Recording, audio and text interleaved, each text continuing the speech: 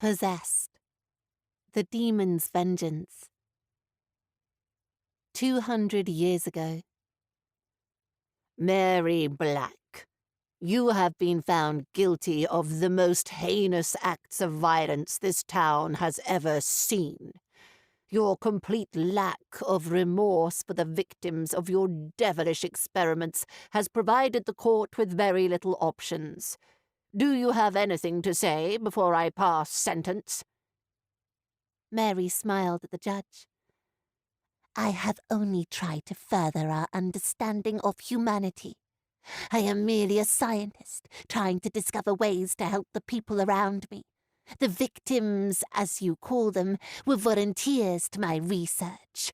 Criminals with a desire to repay the society they wronged. Can I not be given lenience, for I only tried to help? The judge's face paled into shock. You wished only to help, he spluttered. You skinned people alive, leaving them to die in horrific agony. He shook his head in disbelief at her words. I only, Mary began, but the judge raised his hand to halt her words. The sentence of this court is that you'll be taken from here to the place from whence you came, and there be kept in close confinement until the 31st day of October. And upon that day, that you be taken to the place of execution, and there hanged by the neck until you are dead. May God have mercy upon your soul. Mary smiled as the courtroom erupted into applause. The guard approached her, then placed his hand upon her arm. She stood, rooted to the spot, then glared at him. The guard visibly wilted as he placed a hand on her arm to steer her from the dock towards the cells beneath the court. I will speak, Mary whispered. An air of sinister motive filled the courtroom. People who were celebrating the decision of the court suddenly became aware that not all was as it should be. Silence descended where once was jovial banter. I will speak, she repeated. This time her voice carried to everyone's ears. Mark my words, my work here is not finished. I will continue to explore the bodies you humans inhabit, to discover why you are so blessed in his eyes. You may kill this vessel, but I will not be so easy to dispatch. The judge, finding his courage, hammered his gavel several times to bring attention to him. Take her away. The vile beast should not be seen until the day of her end. The guard pulled her arm forcefully, unbalancing Mary. She tumbled from the dock and was taken away, down the stairs, to await her execution. 12 months ago. Listen, Julie pleaded. It's Halloween. Surely you don't mind a few decorations being put up? Her dad shook his head. Jules, it's a stupid day exploited by commercial enterprise to maximize their profits by selling tat to gullible people like you. Julie had this argument with her father every year since she was 14. In the intervening 6 years, his argument had never altered. Halloween was a commercial fundraiser for big business and had nothing to do with the actual origins which gave birth to the trick-or-treat craze. You know I'm right, love. All this pumpkin carving, sweets, etc. are just ways to make supermarkets more money. It's like Christmas. That's become so commercial that it is barely recognizable from the celebration it should be. This was another argument they had regularly, but rarely the two came up at the same time. Let's not get started on Christmas, Dad. We need to get Halloween out of the way first. Then we can begin thinking about decorations for the festive period. She smiled an innocent grin. She was his only daughter, and ultimately this argument always ended the same way. 2 hours later, the house was covered in fake spiders' webs, creepy dolls, and various other scary items. Their front room resembled the House of Terror in Blackpool. There we go. All finished. Don't you feel the magic of the day filling your grumpy soul, Dad? He smiled at her. Secretly, he enjoyed the back-and-forth banter they had each year. It was a tradition he wasn't about to stop just because his little girl wouldn't be here next year. You'll miss this when you're travelling the world, he said as he sauntered out of the room. Julie paused for a second, letting the comment sink in. She would miss this, but travelling had been her whole ambition for as long as she could remember. Now, with college out of the way and 3 A-levels under her belt, she felt a gap year would be a perfect way to let her discover who she really was. There was a knock at the door. Julie scurried quickly from the front room, grabbing her Pennywise mask from the chair as she passed. "It's early for trick-or-treaters," she called as she made her way down the hall to the front door. Making sure her mask was suitably in place, Julie opened the door. "Bloody hell, Jules. You know I hate clowns." "Darren!" Jules threw herself into his arms. "You're home!" "Yes, but could you take off the mask? It's freaking me out. I don't really want to kiss Pennywise," he said with a wink.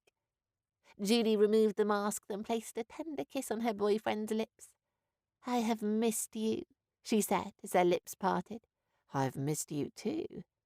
Darren grabbed Julie's bum, giving it a squeeze as he grinned at her invitingly. "Daz, my dad is in the kitchen," she whispered. "But we could sneak off somewhere spooky. It is Halloween." 10 minutes later, they were laughing as they picked their way through the gravestones of the old cemetery at the edge of town. "You sure about this, Jules?" Daz asked as he watched her squeeze through a gap in an ancient-looking tomb. "It'll be fun," she said, as she found herself inside the crumbling structure.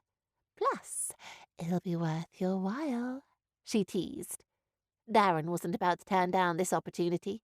He'd been away for 3 weeks with his dad, exploring a cave system in the Yorkshire Dales. All he had thought about was being alone with Julie. He began to force himself between the walls of the tomb.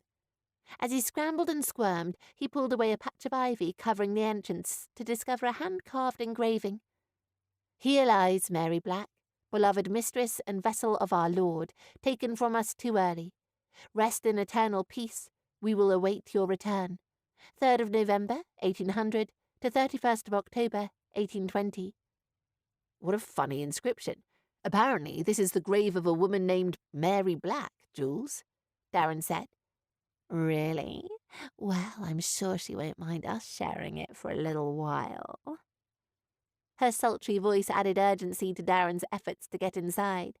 Once he finally made it in, he found his love was naked, waiting for him. "Wow, you're so beautiful. I have missed you so much." He started to remove his clothes.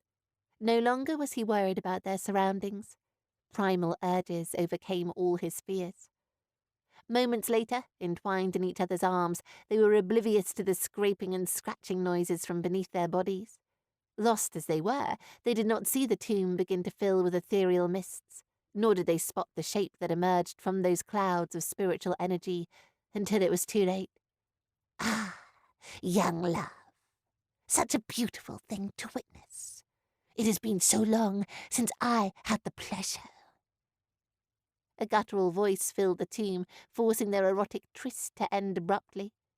Julie grabbed her clothes to cover herself as she scrambled away from the entity before them. What are you?"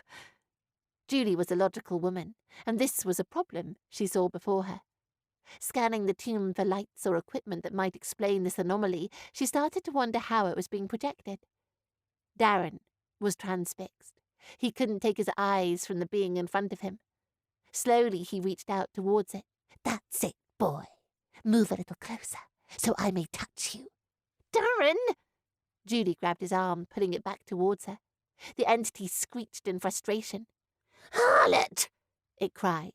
"Do not interfere in that you do not understand," the form chastised. Julie felt Darren begin to pull away from her as the intensity of the atmosphere increased. "Daz!" she called. "What are you doing?"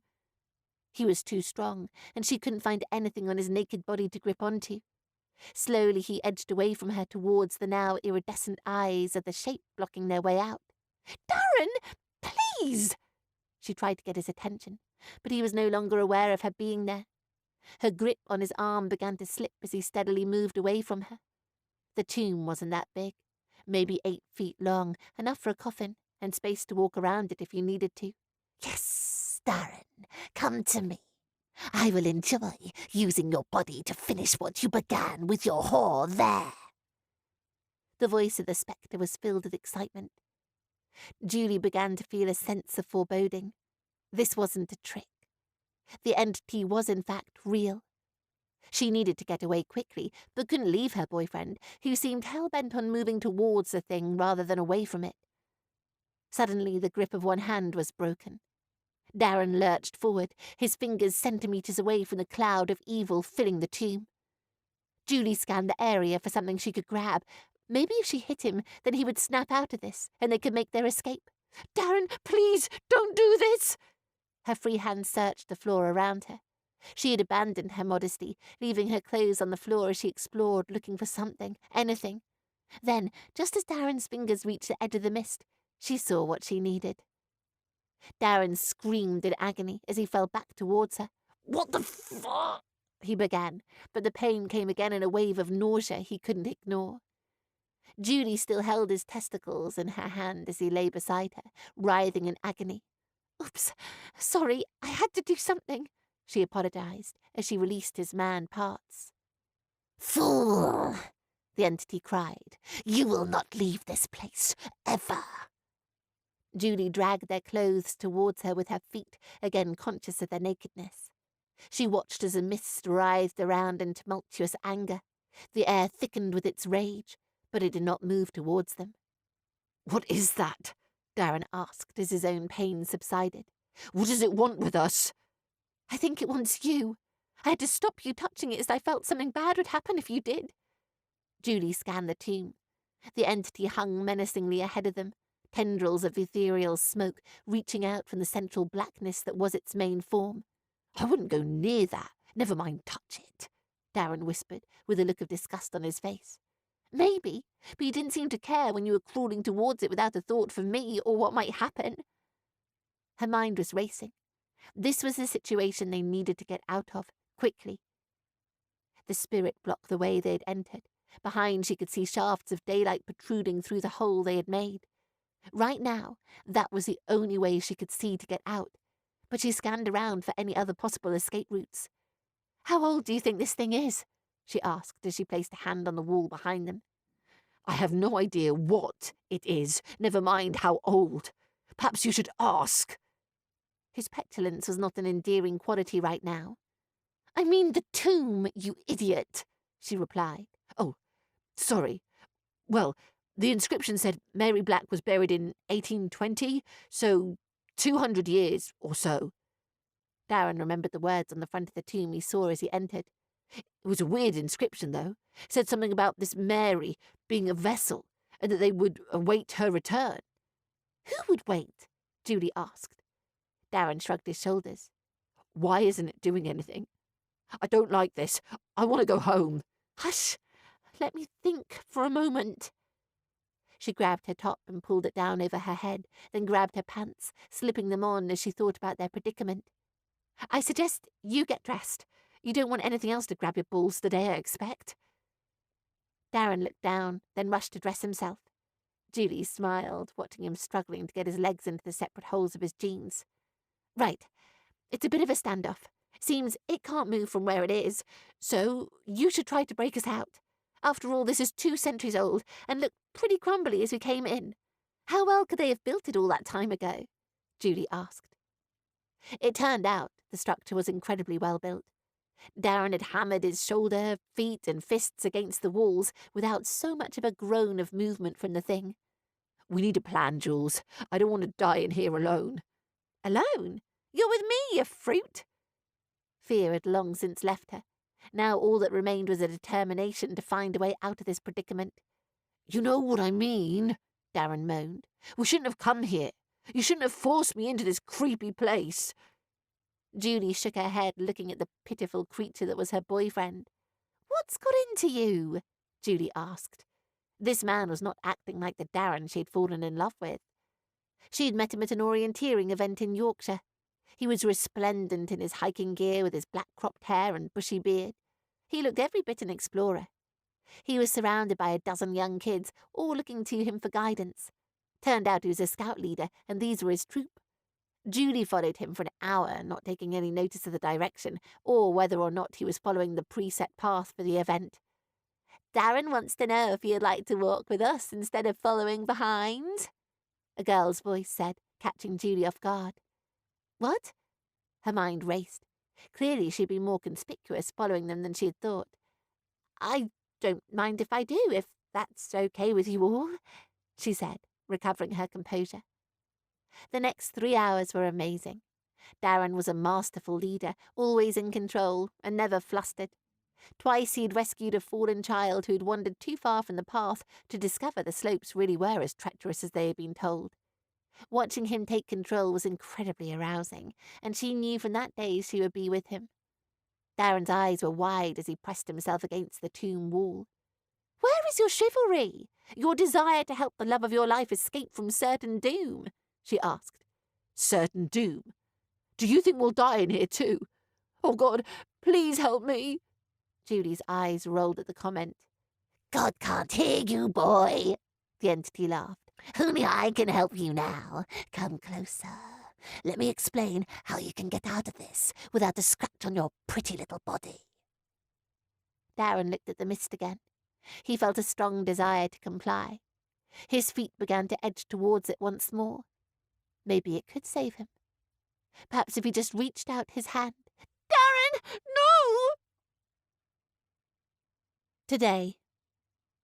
Julie Clark, you have been found guilty of 17 counts of murder, 3 counts of kidnap, and 20 counts of assault with intent to harm. I have been a judge for over 30 years, and have never before met someone so calculating, dare I say evil, in all that time. He cast his eyes around the courtroom at the many who had gathered to witness his sentencing of such an infamous serial killer. Your complete lack of remorse for the victims of your horrendous killing spree has provided the court with very little options. Do you have anything to say before I pass sentence? Julie smiled at the judge. I have only tried to further our understanding of humanity. I am merely a scientist trying to discover ways to help the people around me. The victims, as you call them, were volunteers to my research. Criminals with a desire to repay the society they wronged. Can I not be given lenience? For I only tried to help. The judge's face paled into shock. You wished only to help? He spluttered. The images of your utter brutality will live with us all for many years to come. 3 of the jury require counselling. I dare say many of us will, once this has had the chance to sink in. He shook his head in disbelief at her words. I only... Julie began, but the judge raised his hand to halt her words. I am required by law to pass sentence on you for each of the counts for which you have been found guilty. For the 20 counts of assault, I sentence you to 18 months. For the 3 counts of kidnap, I sentence you to 3 years. And finally, for the 17 counts of murder, I sentence you to life in prison for each of the lives you have taken. The courtroom began to buzz with excitement at the realization of the total term she'd been sentenced to. The total time you serve is to be concurrent. It is the recommendation of this court that due to the heinous acts of cruelty and violence committed by the defendant, that a whole life order be imposed, so that she never be set free. It is my belief that you are now, and will always be, a threat to society. The judge looked at Julie with hard eyes. I have presided over trials for a number of violent and horrendous individuals. But in my 30-year service, I have never come across any individual as remorseless as you. I am frustrated that the law only permits me to incarcerate you, as I am sure if I had additional powers, I would certainly be exercising them in this case. I truly hope you never leave prison, and that during your imprisonment you find the decency to be repentant for the atrocious, violent acts you have committed, and the suffering you have caused to innocent people. His gavel struck down with a thud. Julie smiled as the courtroom erupted into applause. The guard approached her, then placed his hand upon her arm. She stood stock still, then glared at him. The guard froze in her stare with one hand resting on her arm in readiness to steer her from the dock towards the cells beneath the court. I will speak, Julie whispered. An air of sinister motive filled the courtroom. People who were celebrating the decision of the court suddenly became aware that not all was as it should be. Silence descended where once was jovial banter. "I will speak," she repeated. This time her voice carried to everyone's ears. She scanned the court, finding the person she wished to address. "My dearest Darren, all this could have been yours, yet you couldn't find the courage within you to fight for my attention. Because of that, I will take this vessel and await its release. For I have learned much in my time walking this earth and have followers who will be arranging my appeal. The years this pompous sack of wind has sentenced me to are insignificant when compared to the eons I have waited to have my revenge on him. As I have told you all before, my work here is not finished. I will continue my journey and will discover why you are so blessed in his eyes. You may think you are safe outside the walls you incarcerate me in, but I will wait. I will find a way to escape, or your system will free me, whichever comes first. Then, when you are all dead, I will have his attention." The judge, finding his courage, hammered his gavel several times to bring attention to him. "Take her down. That is enough of her vile words for all of us." The guard pulled her arm forcefully, unbalancing Julie. She tumbled from the dock and was taken away, down the stairs to await her transfer. Darren began to cry. He remembered that moment with such clarity. The woman he loved throwing herself into the mist. Everything erupted as soon as she hit the cloud of evil, as Darren liked to recall it now. There was a moment of struggle as both Julie's and the entity's voices could be heard. "Leave Darren now!" Julie called. "No, I want him. You will not stand in my way, wench," the entity responded. The argument seemed to continue, and Darren, feeling a weight lifting from his heart, felt a desire to grab his girlfriend and pull her from the danger she was clearly in. "No, Darren, run! It's too strong. I can't hold it any longer. Get out now!" Reluctantly, Darren did as he was asked, but resolved himself to find a way to help if he could. The tomb erupted shortly after he escaped, throwing him backwards, as the figure of Julie levitated above the rubble. "Now is my time. I will continue what I started, and he will give me his attention." Darren looked at the glowing eyes in Julie's face, then ran. The following weeks had been horrific. Murder after murder was reported on the news, with Julie being publicly named as the person connected with the acts. Darren had tried to tell people she was possessed and that she needed help, but no one would listen. Eventually, after a month, she was captured, and the true nature of what had been committed came to light. Darren had given evidence and even testified in the court in defense of the woman he loved, but still nobody believed his side of events, and he was chastised by the prosecution for frivolous fantasy tales in a bid to set free a cruel and inhumane serial killer. He watched as she was led away, catching her eyes as she left the court. He recoiled as they glowed with the same iridescent light he had witnessed in the tomb. "Be patient, my love." A voice he remembered only too well came into his mind. "I will be but a short while away from you." He grabbed his head as the cackling laughter filled his ears. "Let's go, Darren." Julie's father stood and lifted him to his feet. "It's too much for us both to bear." He let himself be guided from the room. Behind them, there were screams. A voice they both recognized grew closer. "Where am I? What's going on?" Julie called as she appeared from the dock, panting with the effort of running. Spotting them both, she held up her arms. "Why am I handcuffed, Dad? Darren!" Behind her, they saw the guard re-emerge. The grin on his face was broad and sinister. Other guards began to fill the room along with armed police. "I told you I would find a way, and now I'm free from the bonds of a single vessel."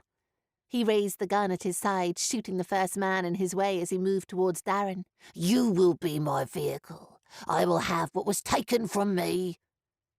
The room grew black as tendrils of mist erupted from the outstretched hand of the guard. They moved towards Darren, who began to back away. There was a loud crackle of gunfire, which forced everyone to shield themselves, dropping to the ground. As Julie stood up, She met the eyes of her father first, then of Darren. All seemed well, but for the fact she was wearing handcuffs and in the dock of the Old Bailey. "Well, it seems, Miss Clark, the court owes you an apology." She turned to see the judge standing over his bench looking down at the now dead guard. "Clearly there was a malevolent force in control of your actions. Now it seems you are free of it, so I do not believe this court could hold you responsible for the actions it carried out whilst inhabiting your consciousness." The court was buzzing with activity as police filed into the room along with paramedics. Julie stared at the judge, who smiled condescendingly at her. "Someone free this woman from her binds so she can rejoin her family." He said the word as though it had a disgusting flavour in his mouth. "This case is dismissed. All charges against the defendant are dropped." A police officer unlocked the handcuffs on her wrist. He wore a slightly bemused look on his face. "Is he allowed to do that?" Julie asked, as the officer put the cuffs into his pocket. "I don't know. He is a High Court judge, so I presume he can," the officer replied. She ran to her father, but both he and Darren took a step away from her. Clearly the memory of what acts had been done with her hands was still fresh in their minds. "I don't know what's going on," she began to explain. "The last thing I remember was being in an old tomb with Daz.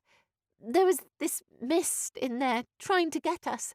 Well, it wanted you, and I could see you moving towards it, so I jumped at it. The next I know, I'm here. What's happened?" "So much has happened since then, my dear," the judge said as he made his way towards them. "Now, where was I?" Panic filled them as they saw the judge's eyes begin to glow. Judy placed herself in front of her father and Darren. Her memories were slowly coming back to her. "What is it you want?" she demanded. "I want what I am due. His attention," the judge said as he slowly advanced towards them. Around the plump, aging old man that was the judge, an aura of dark energy seemed to be pulsing and reaching out towards them. "Him," Julie laughed. "He wants nothing to do with you. You are insignificant to him. I remember your memories. I know you fear him." There was a scream as the judge threw his head back. "He will see me. I know how he loves you pitiful creatures, so I will punish you all until he looks upon what he created." The room became oppressive as the aura around the judge expanded. "I have learned so much since we were together, Julie." He spat her name as though clearing his throat. "I have become so much stronger, and humans in this time are so much more malleable than they once were. They will do whatever I want of them, and that gives me power." The room shook as windows shattered.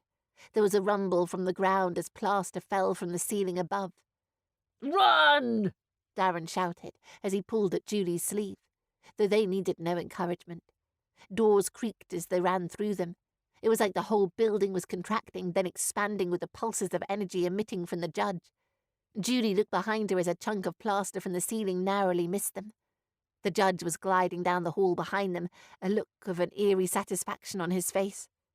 "How will we get out of here? It won't stop hunting us, I know that," Julie called as they dodged another piece of masonry. "It wants you, Daz. I felt it when we joined at the tomb. You are the key in some way." Julie stumbled over a fallen shelving unit and was caught by Darren, who steadied her before pulling into an abandoned room to the side of the corridor. "Pete, you carry on down the hall to the entrance. Get to safety," he instructed Julie's dad. "If it wants me, then let's see what it wants. Take Julie with you and don't look back." Peter nodded and placed a hand on his daughter's arm. "No, I'm not leaving you, Dad. We started this together, and I'm damn sure we'll end it together. You need me.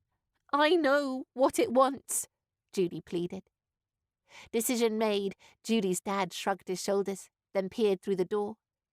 "Looks like he'll be here any second, so if you have a plan, I suggest you let us all know, Darren," he said as he pulled back into the room. "Bloody hell, why can't people just do as they're asked?" he complained before taking a breath. "I don't have a plan. I just know that I can keep running for hours, and that will buy you two time to get away.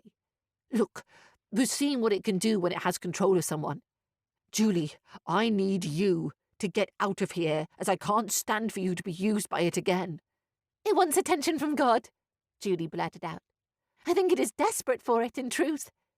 All I could feel was an intense hatred towards anything remotely connected to religion. Many of the people Horror crossed her face as memories filled her mind. What have I done? She cried as she looked at her hands. You haven't done anything. It controlled you, Darren said as he took her hands in his. You're not evil. You're brave and kind. Don't let what it did haunt you. He placed a kiss on her forehead. What else can you tell us? He needed to change the focus of her attention. What? Yes, well, it needs fear. All the victims were tortured to the point the fear for their own lives was almost a physical energy in the room with us. It feeds on it. Julie closed her eyes as images of those victims entered her mind. Well, I am not afraid, Darren said as he got to his feet. From under his shirt, he pulled out his golden crucifix. It had been a gift for his confirmation ceremony from his grandparents, and he had cherished it since their passing 5 years earlier. Darren was not a devout Christian. In truth, he rarely visited church and hadn't been at all since his grandparents' funeral. He had been angry that they had been taken and had lost his faith from that point. But now, with everything that was happening, the demonic entity in the hall outside, what he had seen in that tomb, he had to believe there was something. The door exploded, sending shards of wood hurtling towards them. Darren threw himself over Julie and felt the lumps of timber hitting his back. There you are, the entity teased. I knew you would be waiting for me. Darren stood, slowly letting splinters of wood fall to the ground at his feet. Get behind me, he instructed, but Pete and Julie positioned themselves on his shoulders. We're in this together, Pete said. Someone has to pay for what my daughter has been through. Pete was shorter than Darren, but his reputation from his younger days was impressive. He played rugby for a local club and was known as a no-fear, no-nonsense member of the team. He would literally tackle anything and run at walls if it benefited his team. Off the field, he was somewhat of a local hard man. Many stories existed about Pete, which Darren had known or been told about when he started dating Julie. Now the man he was himself intimidated by stood shoulder to shoulder with him, ready to run at this thing that had caused them all so much misery. Wait, Julie said, but Pete had already set off. There was an almighty roar as he dipped his shoulder and hit the judge directly in the solar plexus. The weight of Pete and his momentum took the judge by surprise, and the two men rolled out of the shattered doorway into the hall. There was a struggle as Pete rained blows down on the prone judge, each clubbing punch enough to break bones, but the judge laughed. The father protects his children, it laughed. How very quaint, the judge roared, as Pete's body was thrown across the hallway into the wall opposite. The crunch of bones breaking filled the air, and Pete's now unconscious body lay motionless where it came to rest. Dad! Julie called. I have never understood why you fight. After all, you are no match for me. I try to show you the futility of the effort, but there's always a few who think they are stronger. The judge rose to his feet and turned his attention to Darren and Julie. Strength is not always physical, Darren said as he advanced on the judge. Strength comes from within, and from what I understand, that is divine. He punched the judge as hard as he could. There was a cry of pain as the entity momentarily separated from its host's body. Julie watched in awe as her boyfriend took charge. This was the man she loved. He was magnificent. No, you cannot, the entity screamed as Darren hit the judge again and again. Varying the strike from the face to the gut, each punch threw the energy of the demon further out of the judge's body, until finally the man who had been possessed dropped to the ground in a crumpled heap. Now it is you and me, demon, Darren said as he stepped over the writhing body of the judge. Ahead of him, the ethereal shape of the entity filled the entrance to the hallway. Darren could see movement from Pete against the wall opposite, and satisfied he was alive, focused his attention on the demon. You want me? He shouted. I'm here. Come on then, take me. There was movement as the demon edged towards him, but was contained by what appeared to be some kind of barrier. Memories of their encounter in the tomb resurfaced. Why can't you come in? He asked as he stood at the threshold of the room. Why has he done this? It screamed. The sound was like nails scraping down a chalkboard. Why? It screamed again. You wanted his attention, Julie said as she stood beside Darren. It seems you have it. She looked down at Darren's hand and could see the damage caused by the blows, but hanging from his clenched fist was the crucifix she had never seen him without. He has faith, and you can't get close to him because of it, can you? She asked as she looked up into the demon's glowing eyes. It had slowly resolved into a human-like figure, though the black ethereal smoke still flowed across its body like a writhing pit of snakes. It was his faith in the tomb that held you back, and why you wanted him to come to you, she continued. It all makes sense. Come to me, child, and feel my wrath. There was a silence that followed the instruction. Julie looked at Darren, who still held a look of pure determination on his face. The voice hadn't come from him. It seemed to come from everywhere all at the same time. Behind the figure of smoke, 2 shafts of light appeared. Within these were the shapes of people. They have come for you, demon, Darren said, as he nodded to the now fully visible figures standing behind it. Julie stared in awe at the glowing figures. Both stood silently with their hands clasped in front of them whilst they waited. They were both dressed in modern clothing, yet they glowed with a white light that filled the space around them. For eons, you said you'd waited. Well, it looks like the wait is over, she said, as the demon twisted to face the newcomers. I will not be denied, the demon cried as it advanced on the couple waiting for it. You are underprepared, angels. I am stronger than I was the last time we met. Another beam of light appeared. This time it surrounded the demon entirely. There was a scream as it threw itself against the wall of light that now imprisoned it. No! It cried. I have waited for too long. It charged the light again and again. I will not be denied my moment. You have sought judgment, Asmodeus.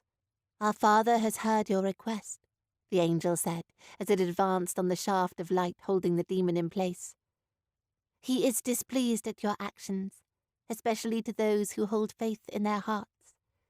All his children are special to him, but the faithful, as you know, are part of his plan. I have waited, yet he still sends his minions to do his bidding. Am I not special? What of my faith? I was part of his original plan. Does that count for nothing in his eyes? There was another thud as Asmodeus struck his prison wall again. He gave me a task, and I carried it out diligently for centuries, and then he abandoned us all. He pressed his face against the light, looking directly at the angel who stood outside it. Even you, angel. What happened to your brothers who fell? Were they justly punished? Asmodeus, the angel began, you are an ancient and malicious demon who has indulged in vengeance and manipulation.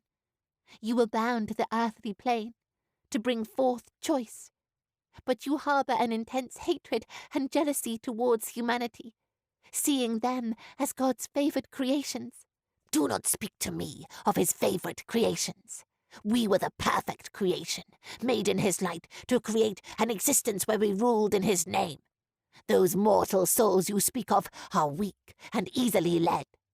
A whisper here, a little lie there, and temptation is established. They go off and commit horrific crimes against nature and each other, and you hold me accountable. This is what they do with choice. Asmodeus argued. Julie and Darren took this conflict as their chance to check on Pete. They skirted around the arguing pair to find the second angel already tending to Julie's father. He will be well, Darren and Julie. You have sacrificed much this day, but you will be rewarded once our father has served judgment on Asmodeus. With that he stood, then moved to join the other angel facing the captured demon. Centuries ago, you possessed a human witch named Mary Black, enabling her heinous experiments. When Mary was executed, your anger was uncontainable, but were unable to find an alternative host. So you waited. Your vow of revenge, not just on the humans, but on God for favouring them, the angel recounted. That I found then, Asmodeus said, pointing towards Darren and Julie. They came to me, disturbed me in my slumber, but their despair was delicious. he said with a slight grin. Her desire to sacrifice herself for the one she loved was unexpected, yet the power I got from her was refreshing. Not since the earliest days of human existence have I felt such strength. He spat against the wall of light, and black sludge trickled down the inside. Yet it is their sacrifice and faith in each other that has you imprisoned now, demon. Where is that strength? The angel mocked. We have fought alongside you, and against you, all at his bidding. It is not our place to question. That is why you were abandoned, and now you must return to where you came from. With that, a circle of light appeared beneath Asmodeus, who reacted immediately by levitating to the ceiling, which he began to claw at. He has passed judgment on you, Asmodeus. Your time on the earthly plane is over. Julie watched as the smoky shape of the demon they now know as Asmodeus was sucked through the portal in the floor. The screams of anguish were horrific as the demon cried out as he passed through to wherever he had been sent. As quickly as it had appeared, the white light prison and portal were gone. All that were left was the two angels, Darren and her father, gathered in the hallway. In the room beyond there was a murmur of pain from the judge, who was waking from the beating Darren had inflicted. What will happen now? Darren asked. Judy was sent to prison, and I'm sure that once the judge over there recovers his senses, he will remember that. The angels smiled at him.